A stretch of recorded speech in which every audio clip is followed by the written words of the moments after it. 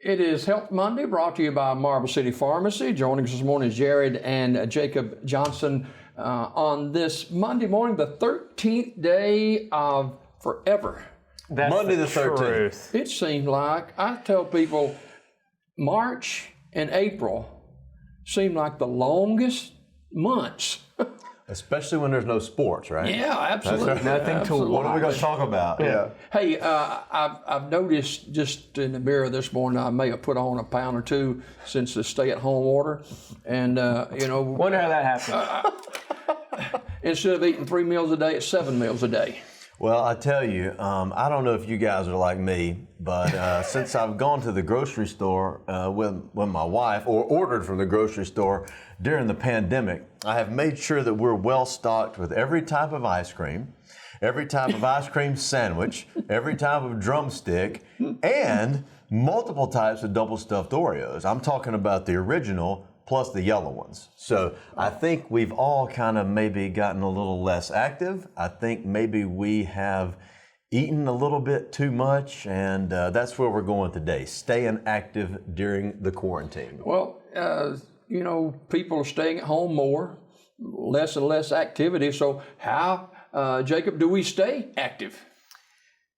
Well, it's not the way we're doing it. Like he says, and this is very common. We stress eat, we anxiety eat, we boredom eat, we, too much time on our hands eat, and that's what we're doing. So things we can do at home, because you can't go to a gym, you certain restrictions, can't get out and do certain things. Parks are closed. We're just less active. Yeah. And so what can we do? So let's think about things in the house I can do, because what we're doing right now is watching television or sitting at the computer. Or going from the television to the refrigerator. Right. Well, Correct. that's more activity than some are getting.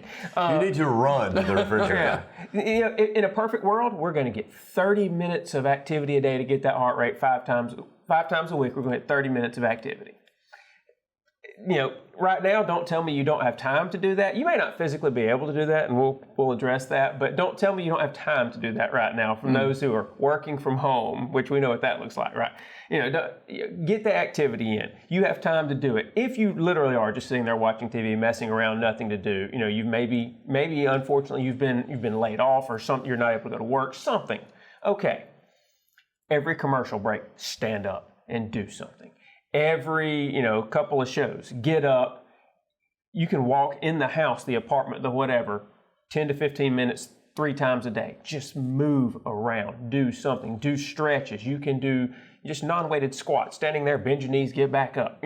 Do that a series of times. Do anything of that nature, because, and this is what I want you to hear this morning, because, not because I said so, not because I want you to get a 6-pack, not because I want you to enter the Mr. Universe contest, but because if we don't do anything, every ounce of research we ever have medically shows not doing anything increases cancer, heart attack, diabetes, blood pressure, stroke, and more directly for right now, blood clots. Not moving around equals blood clots, and those blood clots break off and they go to either your brain for a stroke or your lungs for what we call a pulmonary embolism, and you end up over in the ICU, which is the last place you want to be right now.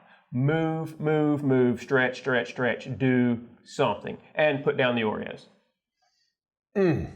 Follow up with that. We were discussing this morning, Jake and I, some of the things he just mentioned, the recommendations from the American College of Orthopedic Medicine, was it? Sure, them too. Yeah. That's a long Sports words. medicine. American College of Sports Medicine. That's what it was. Yeah. One of the things that we've talked about this for years, 30 minutes of exercise 5 times a week is what we're striving for. But that also, in addition to that, are recommending 2 days of, what would you say, muscle Strength training, Jerry. strength training. I was going to let him flounder for a little while. I knew what the word was. All right. So Jacob mentioned squats. If you can't do squats or you got problems with your joints, maybe stepping up on a stair in your house and back down. Stepping up, back down, stepping up, back down. Push-ups. If you can't get down on the floor and do push-ups, push-ups against the wall, push-ups against the counter, maybe like this one right here in front of us. Strength training helps our joints and our muscles as we get older. So don't think that because you're 50, 60, 70, 80, however old you are, that strength training is not good for you. It's actually good for persons of every age. So I want to make sure we include that. Now, I don't have a problem with push-ups. I can get down. But The first half's really easy, the right? getting up is an issue. And Jacob, you brought up something. The inactivity can cause shorter lifespan than if we just do something. Just do something. And you know, had we been doing this all along, being physically fit helps our body ward off things like viruses. Mm-hmm. You know, and that's too late to change that right now, but it's never too late to start. Get out. If you can get out and walk around the block and keep your social distancing, amen. The weather's great right now. Please do. But if not, do something. Get your body moving. Prevent some of these problems. Increase your immunity. Do everything you can right now for yourself while we have the time. Let's start making good habits now, because this is the easiest time to get into terrible habits. If we let ourselves, we're going to get in terrible habits. Let's not do that. When we turned the calendar from 2019 to 2020, 99.99% of people would have never thought they'd be dealing with a coronavirus pandemic. And the numbers are forever changing. And how do you guys see this right now? I mean, it's hard to get your arms around it, for sure. First of all, I'd like to see the 0.1% of people who did know we were going to be dealing with the coronavirus, right? That goes in conspiracy theories and politics and everything else, so we're going to leave that where it is, right? Let's talk about the numbers. We need to talk about good news. We probably should have started with this, okay? For those of you who read AL.com, you may have seen the article yesterday. I'm not going to try to remember what this stands for since I already blew the other acronym, but the IHME, which is what the federal government uses for the projections of their health statistics, yesterday is now showing a projected number of deaths in Alabama to be 429. That's a very specific number, but the point is that that's way down from the thousands that were predicted in Alabama just a couple of weeks ago. Nationwide, the number of deaths is predicted somewhere around, wasn't it around? Now.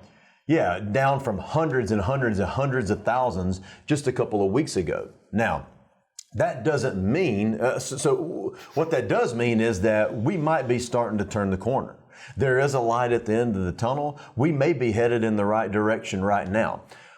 What that does not mean is that you can now go back to normal, right? So the governor has a stay-at-home order in place through, it is the end of this month, right? April the 30th. So maintaining social distancing, maintaining all the things that we've talked about ad nauseum and you've read about ad nauseum through at least April the 30th.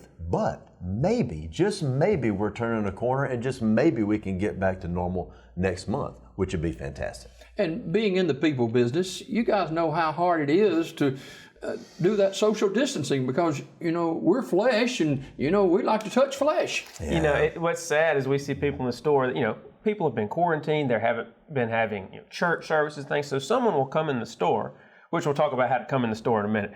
But people will come in the store that are used to seeing each other 2 or 3 times a week at church, and they have a 50-year relationship with each other, and they see each other the first time in 2 months in the store, in our pharmacy, and they bump into each other. And they're running up, and before you can get your hand out to stop them, they're hugging, and then you see the realization it's both their face at the same time, and they back up, But it's just a habit. People need people. And so they come in and you see people and it's so hard to distance. But that's why, what we've done, what everybody's done, there's X's on our floor, 6 feet apart everywhere. So you never have to guess if you're 6 feet from the next person. Trust me, we've marked it off for you everywhere we can. Most of the time we never notice it, Nobody does. Nobody does. We try to, hey, look down, there's next. We try to help. We do everything we can because you can still get out there, places you can go. Obviously, I want to make this clear to everybody. Pharmacies are considered essential businesses. People will call, hey, are y'all going to be closed? No, we're not going to be closed. You can still come get your medicine. Pharmacies are not closed, but we are practicing social distancing at the store like we need to, marking our X's and everything else as best we can to take care of you, the customer, and ourselves as well. I'd like to point out that I put glow-in-the-dark tape on the floor. It is glow-in-the-dark tape. It's glow-in-the-dark. Okay. So if we were to open at 2 a.m. With no power. You'd know where to stand. Oh, yeah. Yeah. With Just no in lights. case. That's pretty important. Yeah, it is. I'm assuming that the delivery service is way up too. Yeah, what was it? 3 weeks ago now, we made the announcement that while our lobby is going to remain open, like Jacob said, not only will we have increased capacity for delivery, we did start curbside service. And probably shouldn't have called it curbside, should we? We're Parking having lot people service. pull up in the parking lot, pick a parking space, and call us when we get there. And so there are just certain people who, while our lobby remains open, just don't need to come in. Our highest risk people, right? Our people who are elderly, our people with heart disease, lung disease, and or diabetes. I mean, they need to be the safest of the safe, right? And so, yes, our delivery man, Roger, is probably, he has his tongue hanging out. He's going to sleep in today before he gets started because he's had a lot of increased deliveries. Jacob, how do we coach? Let's get back to what we were talking about a minute ago. How do we coach social distancing without hurting feelings? I gave up not hurting feelings a long time ago. I don't know what you're talking about. It is very difficult because, again, we're talking decades of habit, right? And so it's gentle reminders. It's physical reminders. Like I say, let's put barriers up. Let's put markings. Let's do what we can physically to show people where 6 feet is. And then, when in the store, remind we have signs everywhere. Try to remember 6 feet. As you come in, hey, try to keep 6 feet. We've made markings for you. Pick a side, that kind of thing. And then we do have to mention to people sometimes, so don't get your feelings hurt. We have to mention, hey, give us an extra few feet here. Back off just a little. And people aren't offended by that. Usually, they go, oh, I forgot. Of course you forgot. We all forget. Yeah. There's nothing wrong with that. Yeah, we do our best. And so, if you get a gentle reminder from someone, trust me, they have your best interest at heart. Yeah, give us a few extra feet. Jared, the governor's orders to stay at home doesn't mean that you can't get out in your yard and walk or cut grass or whatever you need to do or come to my yard stay work. active. No, I love that. In my neighborhood, my family's been taking walks every day. And the days that I'm off work, of course, I go with them. And it seems like half the neighborhood is out walking around. We stay 6 feet away from everybody, but we're all walking. So that's a fantastic idea. My wife and I talked about this.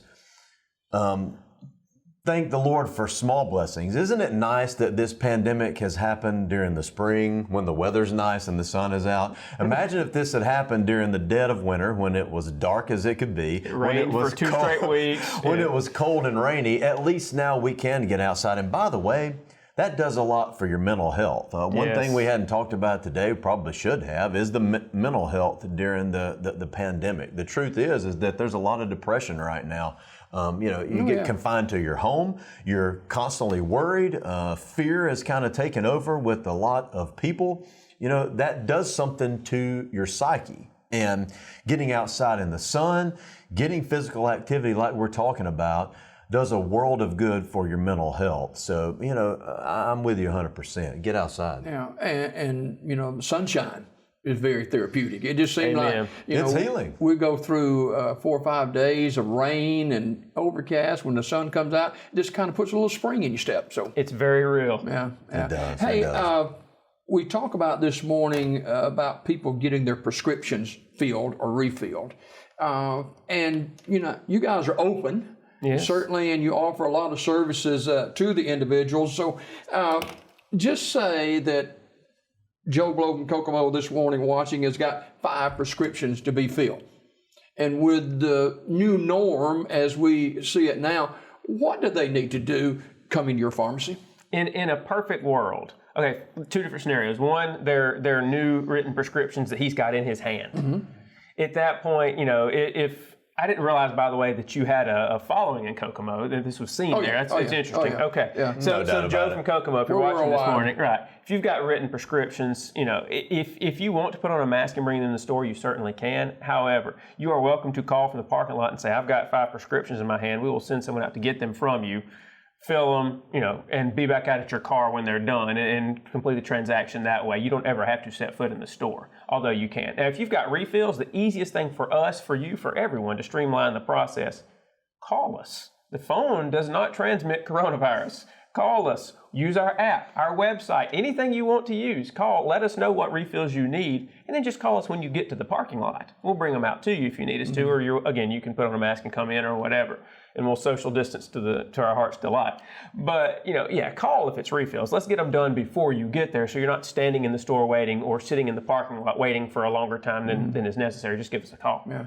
We do have a number of people who have asked, what's the maximum number of days I can get of my medication? If you're on a regular medication, a blood pressure or cholesterol or whatever it is, this may be the time for you to ask whether your insurance will pay for 3 months at a time, for example. Or maybe if they want, you'd rather purchase 3 months at a time for some reasonable price. But so we do have those people who are saying, listen, let me get enough of this or I don't have to come back for a while.